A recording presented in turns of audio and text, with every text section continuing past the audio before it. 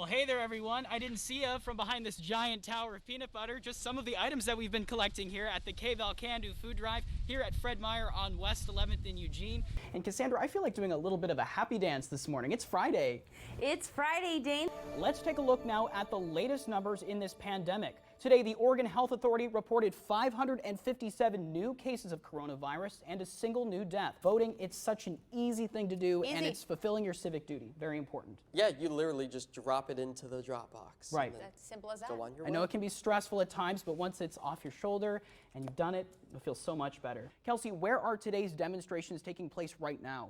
Major development now, more than a month since Oregon's wildfire disaster. The Marion County Sheriff's Office removed all evacuation levels around the Beachy Creek fire. Alan, Kendall, the Oregon State University TRACE program is now slated to set up a shop in Eugene and see just how prevalent coronavirus is in our area. This donation location behind me here has been closed now. They've been overwhelmed with donations. Making a broom stand on its own is the latest viral challenge that's sweeping the nation. I'll let you try it, Dane. It only took me like one or Let's two. see. All right.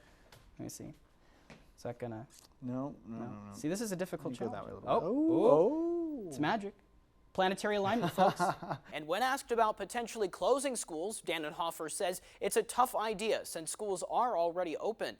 He expects to get more guidance in the upcoming weeks. And meanwhile, there have been a lot of questions about the accuracy of antigen tests after 5 University of Oregon football players got a false positive result back.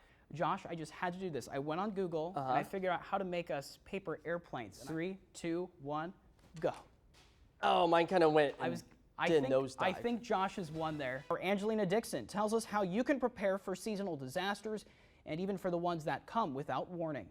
At this hour, all polling locations have closed throughout the country and historic election night. I'd rather not see one, Josh. Yeah, I'd like to keep my distance too. Those are big critters. Right. I remember as a kid, I went to a zoo down in Arizona and I went up to the glass exhibit to see the tarantula. And you look in there, you couldn't see anything, but if you peeked up inside the glass, it was just laying up there with its nest, and it terrified me as a kid. I've actually held one.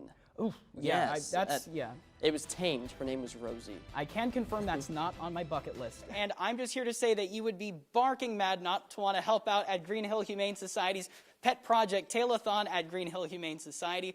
Joining me right now is Jeffrey. He's a volunteer here. You've been doing this for many years, it sounds like. That's so awesome to get that message and those resources out to people, especially during this COVID era. It's easy to forget about those things. I would agree. Right, it's nice to see the rain returning, but as soon as you mentioned those snow totals, Josh, my ears perk up. Just wanted to make sure we're not quite expecting snow in our elevation yet. Damage and destruction is clear, and it's hard to look at, frankly. Many homes and businesses have been lost, but through it all, a few landmarks still remain intact, despite rumors otherwise suggesting that they were lost to the fire. Take a look at these images of the Good Pasture Bridge in Vida. This picture, taken on September 8th, gives us some hope. We're quickly falling behind. Yes, and we cannot stress this enough, Josh. If you're outside celebrating Labor Day this weekend, make sure you're following those fire restrictions. We want to keep our beautiful state as green as it can be. Absolutely so. All right, Josh, thank you. This is what is left of our house, our half acre. Lucky to be alive. That's what Marcia and Carrie Anderson are saying tonight after their home was damaged by the Holiday Farm fire. They knew the winds were bad, but were shocked on early Monday morning when their neighbor, Upper Mackenzie Fire Chief Christiana Plews, and her sons were pounding on their door. And bam, bam, bam. Out now! Carrie and Marcia were forced to leave almost everything behind.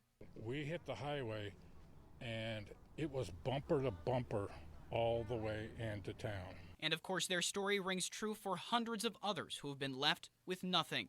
The donation site at Silky Field has been overflowing with donations, and now a new site spearheaded by organizations like St. Vincent de Paul and Mackenzie River Trust is also full. Terry McDonald, the local director of St. Vinny's, gave us a glimpse at the work. This is what we're about. If you turn around and take a look at that, that's what we're about. We're about people helping people directly right now. And for those on the receiving end, they say the generosity keeps them going. Yeah, this is incredible. Yeah. To watch a community come together like this, to pull together for us, this is God at work.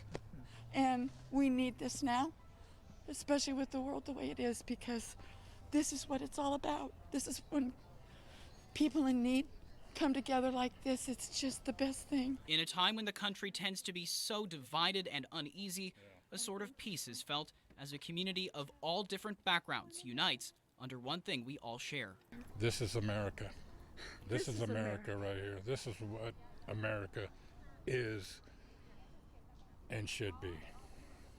That's you know? the humanity right here. Oh, You better believe the it. best. Yep. As some look to new beginnings. What's your favorite team? Oh, Well, the Ducks, of course. I laughed actually, like hysterically. Like my son just asked, "Are you okay, Mom?" And then I cried. Felicia Dieter taking time to process things Wednesday morning as she left her house to head to work and noticed something was wrong. Her car had been vandalized overnight. Tires slashed and graffiti targeting the Black Lives Matter movement and her covered the SUV. You never do think it's gonna happen to you, and I'm sadly used to like the name calling and like the things that people will say to you, but I've never actually had anything messed up or like I just don't know. As a woman of color, Felicia says she's a very private person and was surprised to see the reference to BLM as she hasn't been involved in any of the recent demonstrations taking place all across the country.